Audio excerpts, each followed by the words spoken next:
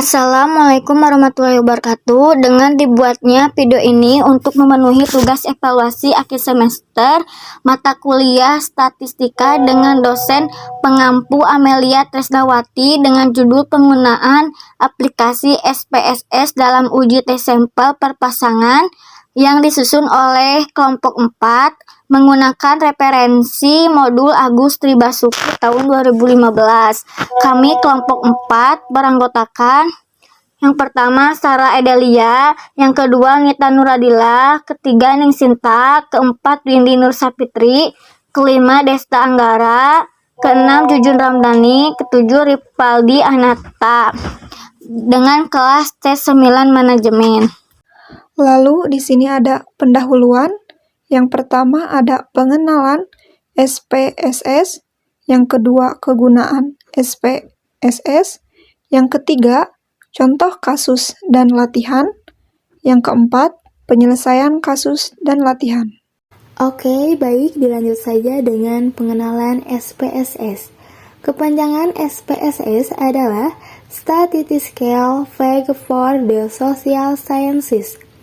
SPSS adalah sebuah program aplikasi yang memiliki kemampuan analisis statistik cukup tinggi serta sistem manajemen data pada lingkungan grafis dengan menggunakan menu-menu deskriptif dan kotak-kotak dialog yang sederhana sehingga mudah untuk dipahami cara pengoperasiannya.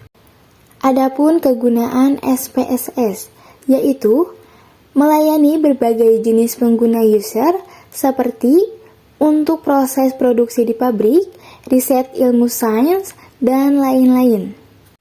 Berikut ini adalah contoh kasus.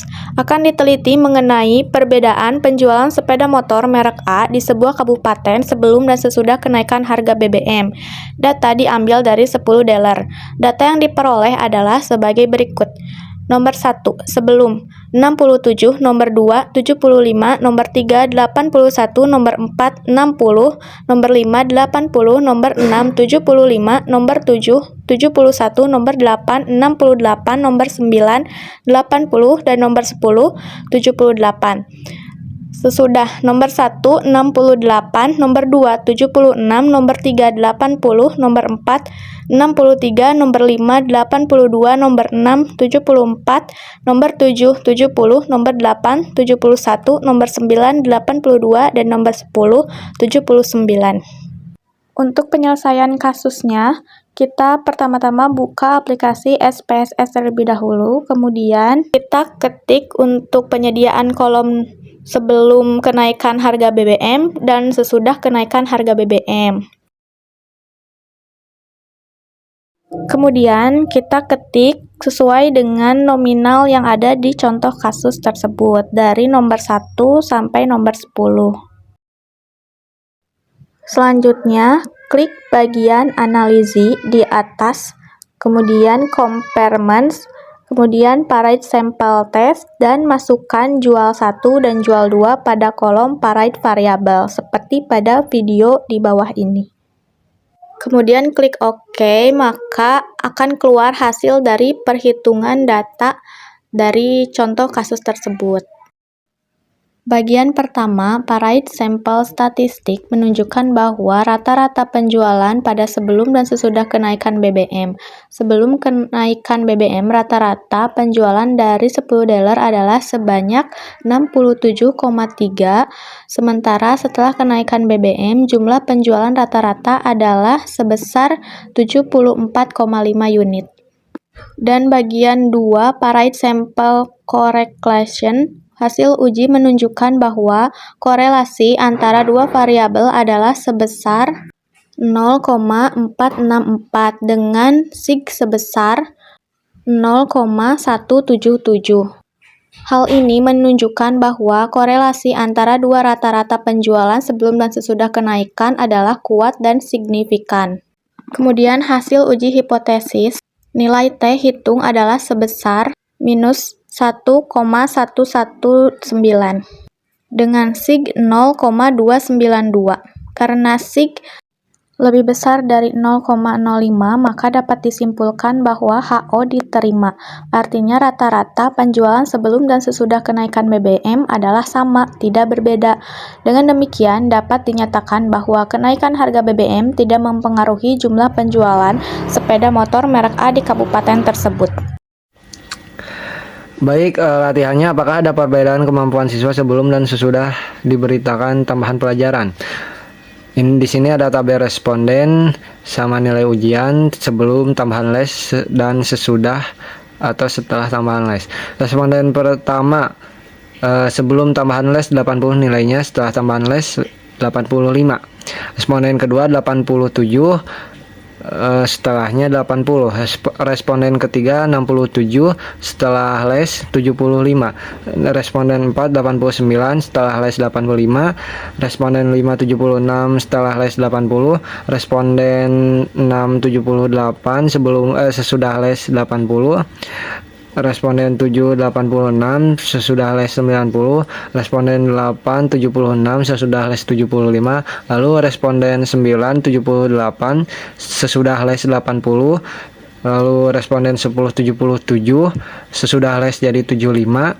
Lalu responden 11 76, sesudah les 80.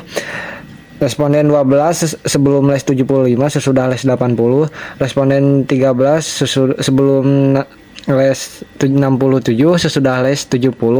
Responden 14 sebelum les 65, sesudah les 70. Responden 15 sebelum les 70, sesudah les 80. Lalu terakhir responden 16 sebelum les 76 nilainya, lalu sesudah les 70.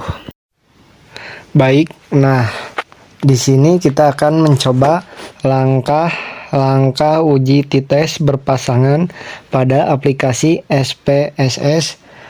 Bisa dilihat langsung dari soal latihan yang ada di layar, dari responden 1 hingga 16 dengan nilai sebelum dan sesudah tambah les. Nah, selanjutnya cara TITES berpasangan ini dilakukan untuk mengukur 2 kali pengukuran pada variabel yang sama. Seperti pada soal contoh sebelumnya, ada responden 1 yang mengukur nilai sebelum tambahan les. Setelah itu nanti diukur lagi pada nilai-nilai setelah tambah les. Begitupun respon selanjutnya, jadi adanya pengukuran 2 kali di tiap respondennya. Selanjutnya kita sekarang masuk pada pengujian TITES berpasangan. Langkah-langkahnya, pertama, ketik ulang latihan soal pada aplikasi SPSS dari responden 1 hingga 16 beserta nilainya.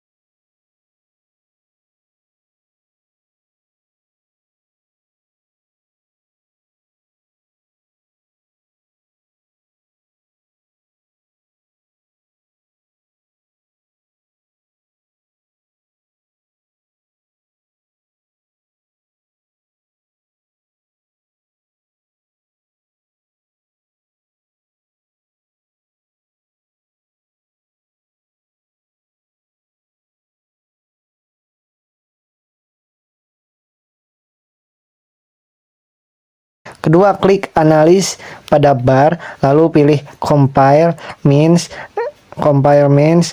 and klik pada bagian paired sample TITES. Ketiga, kita masukkan atau pindahkan nilai sebelum dan setelah tambahan les ke kanan dengan mengklik tanda panah, kemudian klik OK.